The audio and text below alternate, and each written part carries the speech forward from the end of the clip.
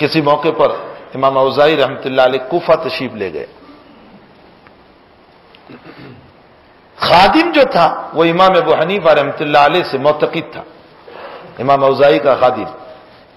اس نے کہا حضرت جب کوفہ آئے ہیں تو ذرا نعمان ابن ثابت ابو حنیفہ کی مجلس میں بھی ہم بیٹھ جائیں، وہاں مسئلے پر گفتگو ہوتی ہے اور بحثیں ہوتی ہے. ہم دیکھیں تو صحیح کہ ابو حنیفہ عقل سے مسئلے نکالتے ہیں یا پھر قرآن اور حدیث سے مسئلے نکالتا ہے. گئے وہاں، امام اوزاعی کی تواضع تھی، اتنا بڑا آدمی وہاں گیا.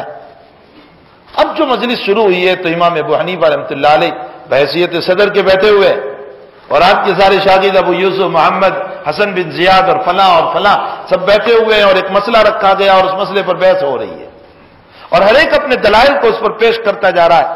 حضرت امام ابو حنیفہ رحمۃ اللہ علیہ بحیثیت صدر اس پر اب کلام کر رہے ہیں اور اس پر قرآن سے بھی مسئلہ، قرآن سے بھی دلیل لا رہے ہیں اور حدیث سے بھی دلیل لا رہے ہیں. اور فرمایا اس مسئلے پر عبداللہ ابن مسعود رضی اللہ تعالیٰ عنہ نے یوں بیان فرمایا اور عبداللہ ابن مسعود سے علقمہ نے یوں نقل کیا اور علقمہ سے ابراہیم نخعی نے یوں نقل کیا اور ابراہیم نخعی سے حماد نے یوں نقل کیا اور حماد سے میں یوں نقل کر رہا ہوں. پوری سند حدیث کی پیش کر کے بیان فرمائی، قرآن اور حدیث سے دلائل پر اس مسئلے کو ثابت فرمایا. مجلس ختم ہوئی، امام اوزاعی دور پڑے، ابو حنیفہ کو معانقہ کیا اور فرمایا پہلے تو مجھے معاف کر دیجئے. تو فرمایا حضرت کس بنیاد پر میں معاف، بنیاد کیا ہے؟ میری تو سعادت ہے کہ اتنی بڑی شخصیت آج میرے وہاں آ گئی، میرے لیے بہت بڑا خوشی کا موقع ہے کہ آپ سے ملاقات ہو گئی، بہت اچھا موقع ہوا کہ آپ سے ملاقات ہو گئی. معافی کس بات کی؟ فرمایا کسی نے مجھ کو یوں کہہ دیا تھا کہ تم عقل سے مسئلے مستنبط کرتے ہو، قرآن اور حدیث تم پیش نہیں کرتے ہو، تو میں نے تمہارے بعد میں ایک دو بات کہہ دی تھی، میں اس پر معافی چاہتا ہوں. امام ابو حنیفہ کی ذہانت یہاں بھی دیکھیے. فرمایا حضرت مصافحہ فرمائیے. مصافحہ کیا اور مصافحے کے بعد ہاتھ چھوڑا اور فرمایا حضرت آپ ہی نے ایک حدیث نقل فرمائی ہے، نبی اکرم صلی اللہ علیہ وسلم فرماتے ہیں کہ مومن جب مصافحہ کرتے ہیں اور ہاتھ علیحدہ ہونے سے پہلے اللہ ان کے گناہوں کو صاف کر دیتا ہے. جاؤ میرے بھی گناہ صاف، آپ کے بھی صاف. یہ امام اوزاعی رحمۃ اللہ علیہ حسن اخلاق. امام ابو حنیفہ رحمۃ اللہ علیہ راستے میں کسی نے تھپڑ مار دیا. امام صاحب رحمۃ اللہ علیہ نے فرمایا،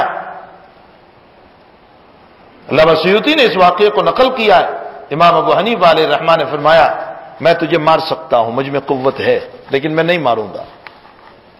فرمایا میں شرطہ اور پولیس کو بلا کر تجھے پکڑوا سکتا ہوں، لیکن میں نہیں کروں گا ایسا.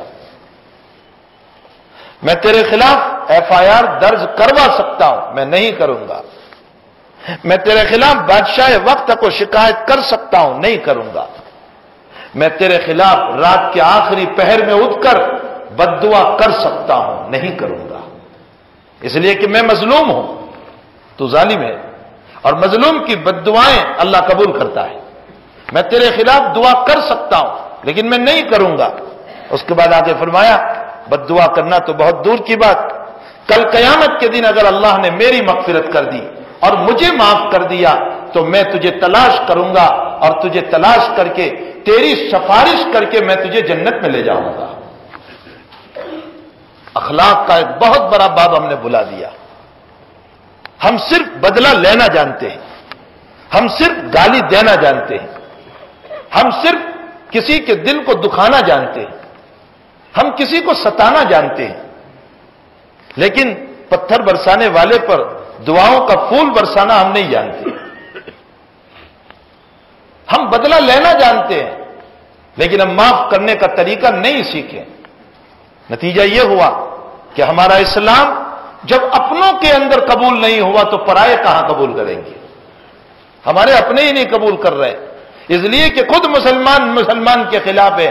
جب اپنے قبول نہیں کر رہے ہیں ہمارے اسلام کو تو پھر پرایا کہاں میرے اسلام کو قبول کرے گا؟